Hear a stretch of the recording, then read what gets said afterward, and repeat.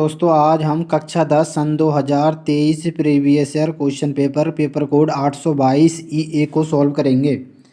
खंड आ बहुविकल्पी प्रश्न। आपका पहला प्रश्न है 731/625 के दशमलव प्रसार में अंकों की संख्या होगी। आइए इस प्रश्न को हल करते हैं। ये हमें दिया है 731/625। हम जब 625 को 731 को भाग लगाएंगे तो हमारे पास आ जाएगा ये 1.1696। तो इसमें पॉइंट के बाद में हमारी 4 संख्याएं हैं, तो इसलिए इसका दशमलव प्रसार की अंकों की संख्या कितनी हो जाएगी 4, इसलिए हमारा आंसर हो जाएगा 4। आपका सही जवाब होगा ऑप्शन नंबर डी 4। आपका दूसरा प्रश्न है बिंदुओं x, y और -x, -y के बीच की दूरी है। आइए इस प्रश्न को हल करते हैं। हमारा दूसरा प्रश्न था, हमें बिंदु दे रखे थे 2 a और b। ये बिंदु दे रखा था x, y और b दे रखा था -x, -y। इन दोनों के बीच की दूरी हमें निकालनी थी। तो इन दोनों बिंदुओं के बीच की दूरी निकालने के लिए हम a और b के बीच की दूरी का सूत्र लगा देंगे, जो होता है अंडर रूट में x2 - x1 का whole square plus y2 - y1 का होल स्क्वायर। अब इसमें हम मान रख देंगे तो हमारे पास x2 का मान -x है और x1 का मान हमारे पास प्लस का x है, का होल स्क्वायर कर देंगे। माइनस y2 का मान हमारे पास यहाँ पर -y है और y1 का मान हमारे पास यहाँ पर y है, तो -y का होल स्क्वायर हो जाएगा। माइनस का x और माइनस का x हो जाएगा माइनस का 2x का होल स्क्वायर कर देंगे। माइनस का y और माइनस का y माइनस का 2y हो जाएगा, इसका होल स्क्वायर कर देंगे। माइनस का 2 का वर्ग होता है प्लस का 4 और x का स्क्वायर आ जाएगा। -2 का वर्ग होता है 4 और y का स्क्वायर कर देंगे, y स्क्वायर। यहाँ से हम 4 कॉमन ले लेंगे, यहाँ से यहाँ तक 4 कॉमन ले लेंगे, अंदर बचेगा यहाँ से x square plus y square. 4 2 का वर्गमूल होता है, इसलिए 2 बाहर आ जाएगा, तो अंदर बचेगा अंडर रूट में x square plus y square. यही इसका आंसर हो जाएगा। आपका सही जवाब होगा ऑप्शन नंबर सी 2 करड़ी में x स्क्वायर प्लस का y स्क्वायर। आपका तीसरा प्रश्न है दी गई संख्याओं में अभाज्य संख्या होगी। हमारी सबसे छोटी अभाज्य संख्या 2 होती है, इसका सही जवाब हो जाएगा। आपका चौथा प्रश्न है किसी धनात्मक पूर्णांक q के लिए प्रत्येक धनात्मक पूर्णांक का रूप होगा। तो इसका सही जवाब ऑप्शन नंबर बी q+1 हो जाएगा। आपका पांचवा सवाल है यदि साइन a + b बराबर करड़ी में √3/2 और कॉस a - b बराबर करड़ी में 3/2 तो a और b के मान क्रमशः होंगे। आइए इस प्रश्न को हल करते हैं। हमारा पांचवा प्रश्न है साइन a + b बराबर करड़ी में 3/2 और कॉस a - b बराबर करड़ी में 3/2। तो हमें a और b का मान निकालना है यहाँ पर। तो साइन a + b बराबर √3/2 जो होता है साइन 60 का मान होता है, इसलिए हम साइन 60 रख सकते हैं। साइन से साइन कट जाएगा, a + b बराबर 60 आ जाएगा। अब हमें दे रखा था कॉस a - b बराबर करड़ी में √3/2। कॉस में √3/2 कॉस 30 का मान होता है, इसलिए कॉस कट जाएगा, a - b बराबर ये 30 आ जाएगा। इसे समीकरण 2 मान लेंगे, इसे 1 मान लेंगे। समीकरण 1 व 2 को हम विलोपन विधि से हल कर देंगे। अब तो a + b बराबर 60 और a - b बराबर 30 जोड़ने पर तो a और a ये दोनों प्लस के तो ये जुड़ जाएंगे, तो 2 ये हो जाएंगे ये, और b प्लस का एक माइनस का इन्हें जोड़ेंगे तो ये कट जाएंगे। और ये 30 और 60 कितने हो जाएंगे हमारे 90। 2 ये गुणा में तो इधर जाएगा बटे में, 2 से भाग लगाएंगे 90 को तो ये 45 आ जाएगा। आगे a का मान समीकरण 1 में रखने पर मान निकालेंगे हम दूसरा b का, तो 45 इसमें रख देंगे हम समीकरण 1 में 45 और b की हम रख देंगे, सॉरी a की हम रख देंगे 45, b का मान निकाल लेंगे यहाँ से। तो 45 + b बराबर 60, तो ये आ जाएगा b बराबर ये प्लस में इधर 45 उधर जाकर माइनस का हो जाएगा, तो b बराबर कितना आएगा 60 में से 45 जाएंगे तो 15 बचेंगे, इसलिए b बराबर कितना आएगा 15। तो हमसे पूछा था a और b के मान क्रम से क्या होंगे, तो a का मान होगा हमारा 45, b का मान होगा 15, यही इसका आंसर हो जाएगा। आपका सही जवाब हो जाएगा ऑप्शन नंबर ए 45,15। आपका छठा प्रश्न है 1 - tan² 30 बटे में 1 + tan² 30 का मान होगा। आइए इस प्रश्न को हल करते हैं। यह था 1 - tan² 30 बटे में 1 + tan² 30 का मान हमें ज्ञात करना था। तो 1 - tan 30 का मान होता है 1/√3 में 3 और इसका स्क्वायर लग रहा है तो इसका स्क्वायर लगा देंगे हम बटे में 1 + tan का 30 का मान तो 1/√3 ही होता है, तो इसका स्क्वायर कर देंगे बराबर 1 - 1 का वर्ग 1 होता है, √3 का वर्ग कितना हो जाएगा 3 हो जाएगा, और ये 1 + √3 का वर्ग यहाँ पर भी 3 ही आ जाएगा। यहाँ से अब हम एलसीएम ले लेंगे, 3 एलसीएम ले लेंगे, तो 1 से 3 को भाग देंगे तो 3 बार जाएगा, 3 से ऊपर 1 में गुणा कर देंगे तो ये 3 आ जाएगा, माइनस का 3 से 3 कट जाएगा 1 बार, 1 से 1 को गुणा करेंगे तो 1 ही आ जाएगा ये। और यहाँ पर भी 3 एलसीएम ले लेंगे हम, 3 एलसीएम लेने के बाद 1 से 3 को भाग देंगे तो 3 बार जाएगा, 3 से ऊपर 1 में गुणा करेंगे तो 3 आ जाएगा, प्लस 3 से 3 एक बार कट जाएगा, 1 से 1 में गुणा करेंगे तो 1 ही आएगा। अब 3 में से 1 गए तो 2 बच्चे, 3 का 3 आ गया, ये 3 और 1 4 हो गई, ये 3 के 3 आ गई है। इसकी इससे गुणा कर देंगे, इसकी इससे, तो 3 दूनी कितना हो जाएगा 6 हो जाएगा, 4 3 12 हो जाएगा। 6 को काटेंगे 1 बार कटेगा, 6 से 12 को काटेंगे 2 बार कटेगा, तो हमारा आंसर आ जाएगा 1/2, यही इसका आंसर हो जाएगा। आपका सही जवाब हो जाएगा ऑप्शन नंबर बी, 1/2। आपका 7वां प्रश्न है, यदि समीकरण x² - 4x प्लस का k बराबर 0 का एक मूल 6 है तो k का मान होगा। आइए इस प्रश्न को हल करते हैं। अगला 7वां नंबर सवाल था हमारा, x² - का 4x प्लस का k बराबर 0, तो हमें x बराबर हमें 6 दे रखा था एक मूल इसका, तो हमें k का मान याद करना था। हम x की जगह सभी जगह 6 रख देंगे, तो x की जगह यहाँ पर रख देंगे हम 6 का स्क्वायर माइनस 4, और x की यहाँ पर रख देंगे 6 प्लस k। 6 का वर्ग होता है 36 माइनस का 4 छंग 24 आ जाएगा, प्लस k। अब ये 36 में से 24 जाएंगे तो ये 12 बचेंगे, 12 दूसरी तरफ लेकर जाएंगे तो ये माइनस को जाएंगे, तो k बराबर माइनस का 12 इसका आंसर हो जाएगा। ये है आपका सही जवाब होगा ऑप्शन नंबर ए, -12। आपका 8वां प्रश्न है, दो संख्याओं का योगफल 24 है और उनमें से एक संख्या दूसरी की दोगुनी है, संख्याएं क्रमशः होंगी। आइए इस प्रश्न को हल करते हैं। हमारा 8वां सवाल था, इसे करेंगे हम। माना पहली संख्या x मान लेंगे हम तथा दूसरी संख्या y मान लेंगे, तथा इन दोनों संख्या को योगफल हमें 24 दे रखा है, तो x + y बराबर कितना हो जाएगा 24। फिर बोला पहली संख्या दूसरी संख्या की दोगुनी है, यानी कि नहीं कि x बराबर कितना आ जाएगा, यहाँ पर हो जाएगा ये 2y। समीकरण 1/2 से समीकरण 1 में हम x का मान रख देंगे तो ये आ जाएगा 2y प्लस का y, यहाँ पर x हमने 2y रख दिया, 2y + y बराबर 24, और 2y और 1y कितना हो जाएगा 3y बराबर 24। 3 ये गुणा में तो बटे में जाएगा, 3 से हम 24 को भगाएंगे तो 3 8 24, y का मान कितना आएगा 8। अब हम समीकरण 2 में रखकर x का मान निकाल लेंगे, तो x बराबर 2, y के कितना रख देंगे 8, तो 2 गुणा में 8, x बराबर 16। हमसे पूछा था x और y के क्रम से मान बताओ, तो x और y के मान हमारे क्रम से कितने आएगा 16,8, यही इसका आंसर हो जाएगा। आपका सही जवाब होगा ऑप्शन नंबर ए, 16,8। आपका 9वां प्रश्न है, दो समरूप त्रिभुजों के क्षेत्रफलों का अनुपात 81:121 है, उनकी भुजाओं का अनुपात होगा। आइए इस प्रश्न को हल करते हैं। ये लगा देंगे हम इसमें, त्रिभुज 1 का क्षेत्रफल बटे त्रिभुज 2 का क्षेत्रफल बराबर पहली संगत भुजा का स्क्वायर बटे दूसरी संगत भुजा का स्क्वायर। हमें पहले त्रिभुज का क्षेत्रफल 81 दे रखा है, दूसरे त्रिभुज का क्षेत्रफल हमें 121 दे रखा है, तो पहले त्रिभुज की भुजा का स्क्वायर बटे में दूसरी त्रिभुज की भुजा का स्क्वायर। हम इधर से ये स्क्वायर हटाएंगे तो इधर इस पर करड़ी चढ़ जाएगी और इससे स्क्वायर हट जाएगा, तो हमारा आ जाएगा पहली संगत भुजा बराबर बटे में दूसरी संगत भुजा बराबर करड़ी में 81/121, और 81 ये 9 का वर्गमूल होता है और 121 11 का वर्गमूल होता है, तो कितना आ जाएगा ये 9/11। फिर आ जाएगा ये, इसे हम लिख सकते हैं 9:11। तो पहली संगत भुजा बटे दूसरी संगत भुजा, पहली संगत भुजा अनुपात दूसरी संगत भुजा अनुपात कितना आ जाएगा हमारा 9:11, ये इसका आंसर हो जाएगा। आपका सही जवाब होगा ऑप्शन नंबर ए, 9:11। आपका 10वां प्रश्न है, ए भुजा वाले समबाहु त्रिभुज के शीर्ष से आधार पर लंब डाला गया है, लंब की माप होगी। आइए इस प्रश्न को हल करते हैं। समबाहु त्रिभुज दिया हुआ है, हम एक समबाहु त्रिभुज बना लेते हैं।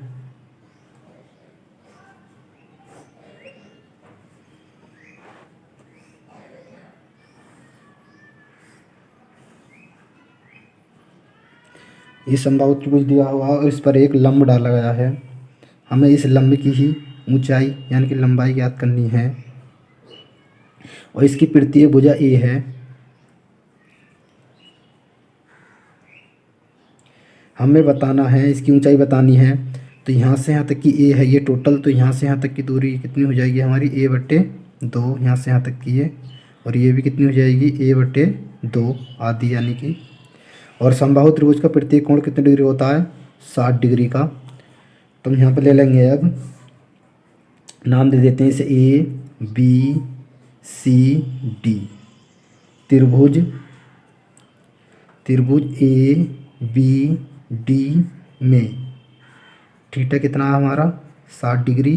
तो हम लगा देंगे यहाँ पर tan थीटा बराबर क्या होता है लंब बटे आधार, लंब कितना है यहाँ पर h, और बटे में आधार कितना हमारा a/2, लंब बटे आधार।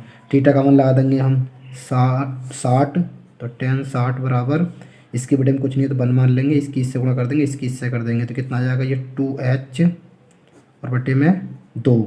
tan 60 का मान होता है हमारा √3, तो यहाँ पर हम √3 रख देंगे। तो √3 बराबर कितना आ जाएगा ये 2h बटे में 2h बटे में यहाँ पर 2 नहीं है सॉरी, यहाँ पर a आएगा ये, क्योंकि ये 2 की गुणा इससे हो गई और 1 की गुणा 1 से होगी, तो ये आएगा ये 2h बटे में a। क्रॉस मल्टीप्लाई कर देंगे इससे इसकी और इसके बटे मन मार लेंगे तो इससे इसकी, तो यहाँ पर आ जाएगा ये √3a बराबर 2h। 2 उधर भेज देंगे हम, तो ये आ जाएगा h का मान h बराबर √3 बटे में 2 और ये a।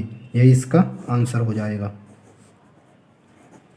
आपका सही जवाब होगा ऑप्शन नंबर ए, करड़ी में 3/2 a मात्रक।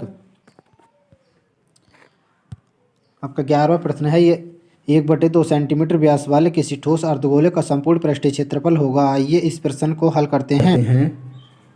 इसमें बोला है हमसे एक अर्धगोला है,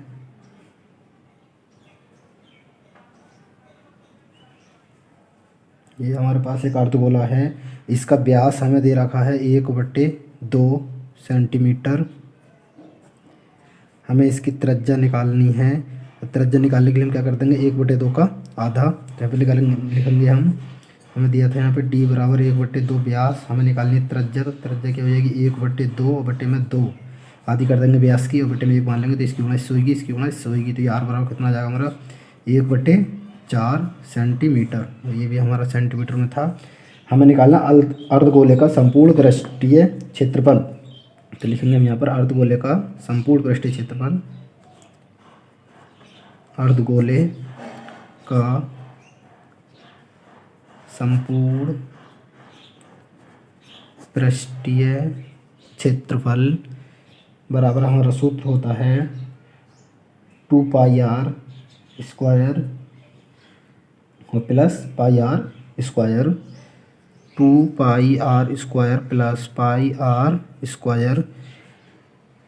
तो 2πr square 1πr square 3πr square हो जाएंगे, 3πr स्क्वायर बराबर 3 गुणा में पाई गुणा में r का मान हमारे पास कितना 1/4, 2 r रख देंगे क्योंकि 2 घात है 1/4, तो ये हमारा आ जाएगा बराबर 3 और 4 चौक 16, तो कितना आएगा 3/16 और पाई ऐसे रहेगा पाई, और ये आ जाएगा सेंटीमीटर स्क्वायर, क्योंकि क्षेत्रफल स्क्वायर में आता है, इसका यही आंसर हो जाएगा।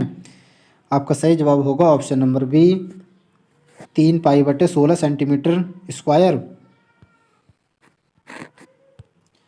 आपका 12वां प्रश्न है, 6 सेंटीमीटर त्रिज्या वाले वृत्त का एक चाप केंद्र पर 60 डिग्री का कोण अंतरित करता है, त्रिज्याखंड का क्षेत्रफल होगा। आइए इस प्रश्न को हल करते हैं। सवाल नंबर 12 को देखते हैं। इसमें हमें त्रिज्याखंड का क्षेत्रफल निकालना है 6 सेंटीमीटर त्रिज्या वाले,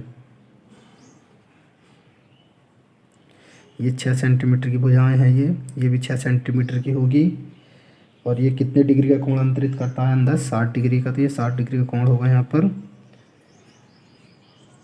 निकालेंगे हम त्रिज्याखंड का क्षेत्रफल। त्रिज्याखंड का क्षेत्रफल और सूत्र होता है θ/360 गुणा πr स्क्वायर।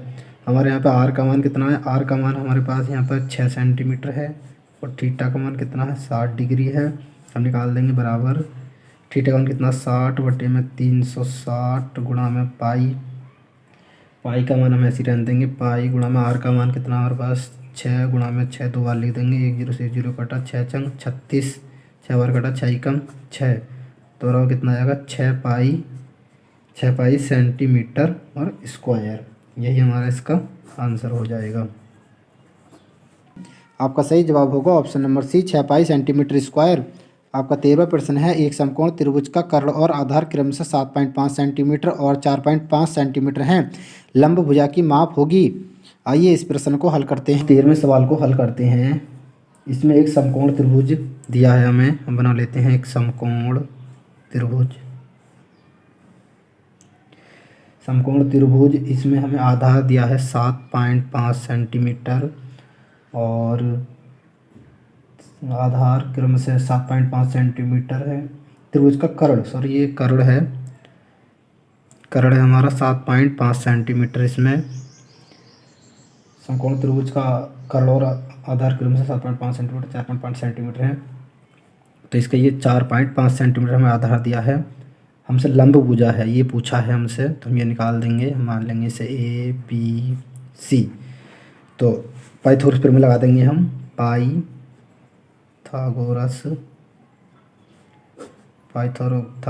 प्रमेय से पाइथागोरस प्रमेय क्या होती है हमारी, कर्ण का स्क्वायर वाला लंब का स्क्वायर प्लस आधार का स्क्वायर। तो हमें लंब निकालना है, तो कर्ण का स्क्वायर कितना हमारा 7.5 का स्क्वायर बराबर लंब कितना हमारा AC का स्क्वायर प्लस आधार कितना हमारा 4.5 का स्क्वायर। यहाँ से हम ये हटा देंगे तो कितना जाएगा, 10 की 1 और 0 बढ़ जाएगा 1। यहाँ से हटा देंगे तो 1 और ये इतना आ जाएगा ये। अब इसे हम काट देंगे तो कितने बार कटेगा, ये 5 से काटेंगे तो 5 एकम 5 बच्चे कितने 2 पचम 25 है, कितना आएगा 5 दूनी 10 और यहाँ 5 नम 45 और 5 दूनी 10। अब हम ये हमारे पास आ जाएगा यहाँ से 15/2 का स्क्वायर बराबर AC का स्क्वायर बराबर 9 यहाँ प्लस होगा 9/2 का स्क्वायर। तो 15 का वर्ग हमारा 225 होता है। 225/2 का वर्ग 4 होता है। इसे इधर ले आएंगे हम, तो ये माइनस में आ गया प्लस का, तो 9 का वर्ग कितना हो जाएगा 81 और बटे में 2 का वर्ग कितना हो जाएगा 4 और बराबर AC का स्क्वायर आ जाएगा। यहाँ से 4 एलसीएम ले लेंगे तो हमारे पास ऊपर आएगा 4 से 4 कट जाएगा, 1 से 225 गुणा करेंगे 225 ही आएगा और यहाँ पे 80 माइनस का ये 81 आ जाएगा बराबर AC का स्क्वायर। आगे AC का स्क्वायर बराबर 5 में से 1 गया तो 4 बचे और यहाँ से रह गया हमारा 12 में 60 गए तो ये 4 बचे और यहाँ पे रह गया 144 और बटे में कितना हमारा 4। इससे स्क्वायर हटा देंगे तो इसमें करड़ी चढ़ जाएगी, तो AC बराबर आ जाएगा ये करड़ी में 144 बटे में 4। तो AC बराबर ये 144 12 का वर्गमूल होता है और 4 2 का वर्गमूल होता है। तो AC बराबर हमारा कितना आएगा 12/2। 2 से हम 12 को बाहर लाएंगे तो AC बराबर कितना आएगा 2 छक्का 12 यानी कि 6 सेंटीमीटर हमारा इसका लंब होगा। यही इसका आंसर हो जाएगा। आपका सही जवाब होगा ऑप्शन नंबर बी 6 सेंटीमीटर। आपका 14वां प्रश्न है समबाहु त्रिभुज ABC में भुजा AB की माध्यिका CD है, CD स्क्वायर का मान होगा। आइए इस प्रश्न को हल कर हम ये अब 14वां प्रश्न देखते हैं। इसमें एक समबाहु त्रिभुज दिया हुआ है, हम समबाहु त्रिभुज बना लेते हैं और इसकी एक माध्यिका है जिसका नाम है CD, जो है वो AB की माध्यिका है, तो ये AB होगा हमारा। और इसकी हम ये सारी भुजा सब भुजा मान लेते हैं X और ये भी X होगी और ये भी X होगी और ये X है पूरी यहाँ से यहाँ तक, तो इसकी आधी कितनी होगी X/2 और ये भी X/2। और समबाहु त्रिभुज का ये कोण कितने डिग्री का होगा, ये 90 डिग्री का होगा, ये भी 90 डिग्री का होगा। अब आगे हम लगाएंगे और इसमें दिया है हमें ये होगा AB बराबर होगा AB बराबर BC बराबर AC और ये प्रत्येक भुजा कितनी हमारी X। अब हमें दिया है, लिखेंगे हम CD का स्क्वायर। हम ले लेंगे त्रिभुज BCD में, तो CD का स्क्वायर CD कितना लंबा है हमारा, CD का स्क्वायर बराबर कर्ण कितना हमारा BC का स्क्वायर माइनस DB का स्क्वायर, ये BD का स्क्वायर कर देंगे हम। अब CD का स्क्वायर, हमें CD स्क्वायर का मान निकालना है। BC कितना है हमारा, V और C X है तो X का स्क्वायर माइनस BD कितना है X/2 है, तो हम X/2 रख देंगे इसकी आगे X/2 का स्क्वायर। अब CD का स्क्वायर बराबर X स्क्वायर माइनस X का वर्ग X स्क्वायर 2 का वर्ग 4 बटे में बन मान के यहाँ से एलसीएम ले लेंगे, तो ये CD का स्क्वायर बराबर 4 एलसीएम लेंगे तो 1 से 4 को हटा देंगे 4 बार जाएगा, 4 से X में स्क्वायर में गुणा करेंगे तो 4X स्क्वायर माइनस का ये X स्क्वायर ऐसे ही आ जाएगा। 4X स्क्वायर में से X स्क्वायर जाएगा तो हमारे पास बचेगा 3X स्क्वायर बटे में 4। X की हम क्या रख सकते हैं, A भी रख सकते हैं, BC भी रख सकते हैं और AC भी रख सकते हैं आपस में, क्यों, क्योंकि तीनों आपस में इक्वल हैं। तो ये आ जाएगा CD बराबर 3X 3/4 और X स्क्वायर के रख देंगे हम AB और AB का क्या आ जाएगा हमारा स्क्वायर। आपका सही जवाब होगा option number B 3/4 AB square.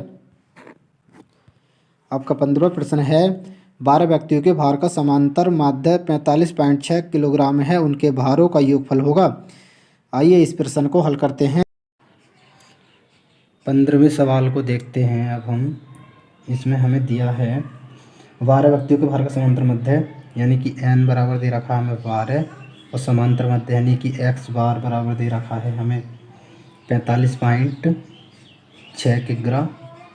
उनके भारों को योगफल, तो समांतर मध्य x बार बराबर फॉर्मूला होता है पदों का योग बटे पदों की संख्या। पदों की संख्या हमें यहाँ पर दिया है, समांतर मध्य हमारे पास यहाँ पर कितना है 45.6 बराबर पदों का योग हमें निकालना है। पदों का योग बटे पदों की संख्या में कितनी दे रखी है 12 बट्टे में 1 मान के क्रॉस मल्टीप्लाई कर देंगे तो ये आ जाएगा पदों की संख्या बराबर 12 से इसमें गुणा कर देंगे तो 12 पंचे 12 चंग 72, 72 के 2 हासिल लगे 7, 12 पंजे 60, 60 और 7 67, 67 के 7 हासिल लगे 6, 12 × 36, 12 चौक 48, 48 और 6 54। पॉइंट एक के बाद एक के बाद में पॉइंट आ जाएगा तो ये आएगा पदों की संख्या आएगी 547.2। यही इसका आंसर हो जाएगा। आपका सही जवाब होगा ऑप्शन नंबर सी 547.2 किलोग्राम। आपका 16वां प्रश्न है 3,4,6 और x का समांतर मध्य 5 है तो x का मान होगा। आइए इस प्रश्न को हल करते हैं। हेलो दोस्तों, अब हम सवाल नंबर 16 देखते हैं। इसमें हमें दिया है 5 हमें दिया है, इसमें समांतर मध्य है तो x बार बराबर फॉर्मूला होता है हमारा यही पदों का योग बटे पदों की संख्या। तो x बार यानी कि हमें समांतर मध्य दिया है इसमें 5 और बराबर पदों का योग हमें पद दिए हैं 3 + 4 + 6 + x बटे पदों की संख्या हमें दी है 4 तो हमें x का मान इसमें ये निकालना है। तो ये क्रॉस मल्टीप्लाई कर देंगे 5 चौक कितना आएगा ये 20 बराबर इन्हें जोड़ देंगे 6 और 4 10 और 3 13 प्लस का x इधर जाएगा ये 13 तो माइनस का हो जाएगा तो x बराबर 20 माइनस का 13 तो x बराबर हमारा कितना आएगा इसमें 7। यही आंसर हो जाएगा इसका। हैं आपका सही जवाब होगा ऑप्शन नंबर सी 7। आपका 17वां प्रश्न है द्विघात समीकरण x माइनस का 1/x बराबर 1 का विविक्तिकर होगा। आइए इस प्रश्न को हल कर 17वां प्रश्न देखते हैं हम। 17 में दिया है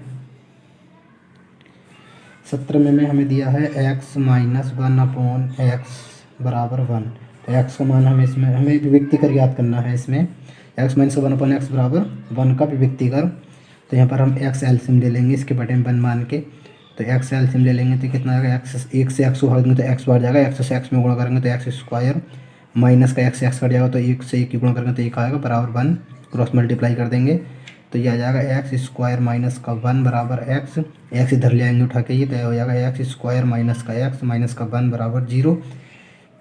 व्यापक समीकरण ax square plus bx plus c बराबर 0 से तुलना करने पर तो यहाँ से a का मान 1 आ जाएगा, b का मान -1 आ जाएगा, c का मान -1 आ जाएगा। आगे अब हम निकाल देंगे d बराबर v स्क्वायर माइनस का 4ac तो d बराबर v का मान -1 का स्क्वायर -4 गुणा में a का मान 1 गुणा में c का मान -1 तो यह आएगा -1 का स्क्वायर 1 और ये माइनस की 4 की गुणा 1 से करेंगे तो 1 आ जाएगा, -4 की गुणा -1 से करेंगे तो प्लस का 4 आएगा यानी प्लस का 4 और 5 हो गए, विभक्त का कितना आ गया 5। यही इसका आंसर हो जाएगा। हैं आपका सही जवाब होगा ऑप्शन नंबर डी 5। आपका 18वां प्रश्न है किसी आयताकार खेत का क्षेत्रफल 30 मीटर स्क्वायर है, यदि उसकी लंबाई उसकी चौड़ाई से 1 मीटर अधिक हो तो उन्हें ज्ञात करने के लिए द्विघात समीकरण होगा। आइए इस प्रश्न को हल करते हैं। सवाल नंबर 18। इसमें एक आयताकार पार्क है हमारा, आयताकार खेत है, सॉरी ये आयताकार खेत है, आयताकार खेत। इसकी चौड़ाई x मान ली हमने और इसकी लंबाई कितनी है चौड़ाई से 1 अधिक है तो x + 1 हो जाएगी इसकी चौड़ाई, सॉरी लंबाई, चौड़ाई x + 1 हो जाएगी, चौड़ाई कितनी है x है। तो खेत का क्षेत्रफल निकालना है यानी कि आयत का, खेत कैसा आयताकार, आयताकार खेत का क्षेत्रफल यानी आयत यानी खेत का क्षेत्रफल बराबर कितना हो जाएगा, आयताकार खेत का क्षेत्रफल बराबर क्या होता है हमारा, लंबाई गुणा चौड़ाई। तो लंबाई कितनी है इसकी, लंबाई है हमारी x + 1 और चौड़ाई है हमारी x, तो गुणा में x, इसके अंदर गुणा कर देंगे तो ये x² हो जाएगा प्लस का x हो जाएगा। और सॉरी इसमें दिया था आयताकार खेत का क्षेत्रफल हमें दे रखा था, इसमें कितना दे रखा था हमें 30, तो हम यहाँ पर 30 लगा देंगे, ये 30, तो ये आ जाएगा x² प्लस का x और ये इधर जाएगा तो क्या हो जाएगी माइनस का 30 बराबर कितना हो जाएगा 0। हमसे इसमें ये समीकरण ही पूछा था, तो x² प्लस का x माइनस का 30 बराबर 0, यही इसका आंसर हो जाएगा। आपका सही जवाब होगा option number C, x² plus का x माइनस का 30। आपका 19वां प्रश्न है, किसी बारंबारता बंटन के लिए माध्य और माध्य क्रमशः 26.1 और 25.8 है, बंटन के लिए बहुलक का मान होगा। आइए इस प्रश्न को हल करते हैं। इसमें हमें दिया है माध्य बराबर, हमें दे रखा है माध्य बराबर 26.1 और माध्यक बराबर है हमारा 25 माध्य बराबर दे रखा है 25.8। तो हमें बहुलक ज्ञात करना है, इसमें बहुलक बराबर हमें ज्ञात करना है, हमारा सूत्र होता है बहुलक बराबर 3 माध्यक और माइनस का 2 माध्य। तो ये हो जाएगा हमारा बहुलक 3 माध्यक यानी 3 गुणा में 25.8 माइनस का 2 गुणा में माध्य दे रखा हमें 26.1 बराबर 3 गुणा इसमें कर देंगे तो 8 × 24 के 4 हासिल लगा 2, 5 × 15 और 2 17 हासिल लगा 1, 3 दूनी 6 और 1, 3 दूनी 6 और 1 7। तो ये आएगा यहाँ पॉइंट 1 कितना आ जाएगा, माइनस का 2 की गुणा 1 से करेंगे 2 × 2 2 छक्का 12 के 2 हासिल लगा 1, 2 दूनी 4 और 1 5, पॉइंट कितने बाद में 1 के बाद में लग जाएगा, इसमें से घटा देंगे तो कितना आएगा, ये 4 में से 2 गए तो 2 बचे, 7 में से 2 गए तो 5 बचे, 7 में से 5 गए तो 2 बचे, यानी कि 25.2 आ जाएगा हमारा इसका बहुलक है। आपका सही जवाब होगा ऑप्शन नंबर सी 25.2। आपका 20वां प्रश्न है, केंद्रीय प्रवृत्ति की माप है, इसका सही जवाब होगा ऑप्शन नंबर डी बहुलक।